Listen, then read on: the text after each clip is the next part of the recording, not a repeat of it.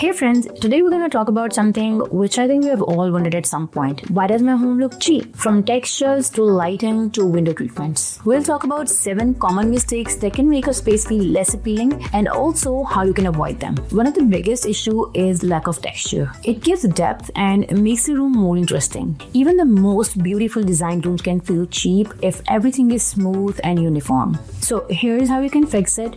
Pair smooth materials like glass, metal or leather with rough textures like wood, jute or stone. Add some softness with cozy throws, linen cushions or even a shady rug to balance the hard surfaces. It's all about creating harmony through textures. But textures are not the only thing that needs balance, finishes matter too. If your flooring, countertops or cabinetry don't coordinate and they show inconsistency, it can make your home feel disconnected. It's very noticeable in open plan spaces where you can see everything at once. To fix this, just stick to a consistent color palette and material theme. For example, if your kitchen has warm wooden cabinets, choose flooring and countertops in complementary tones. I like to limit myself to the 3 main finishes throughout the house. It keeps everything cohesive and simple. And if you're not sure how to coordinate finishes, start with one standout element like a bold tile backsplash and keep the rest neutral for a clean and cohesive look. Speaking of clean looks, I would encourage you to be a bit careful about decor. While styling our homes, we get super excited about decor,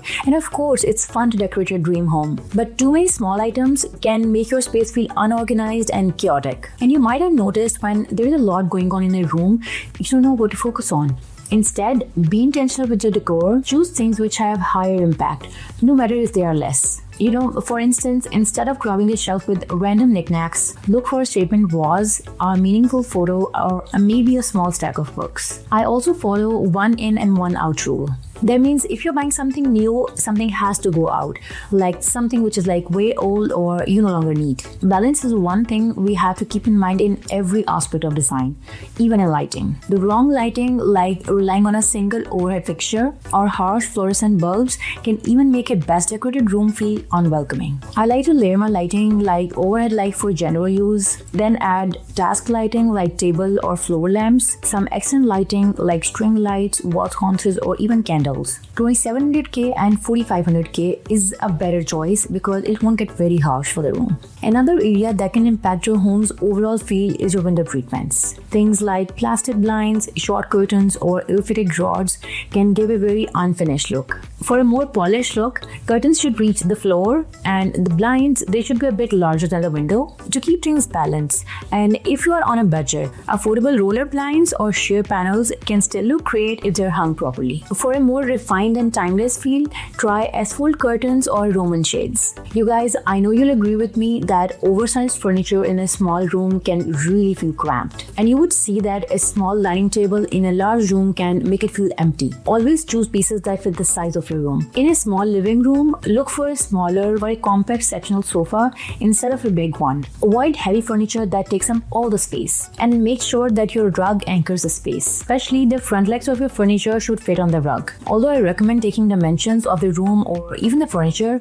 but if you're not sure, it's always better to choose slightly larger pieces because they can make the room feel complete. I know I recommend affordable makeovers and it's great to use budget-friendly decor. But if your home is filled with faux items, it can make your space feel cheap.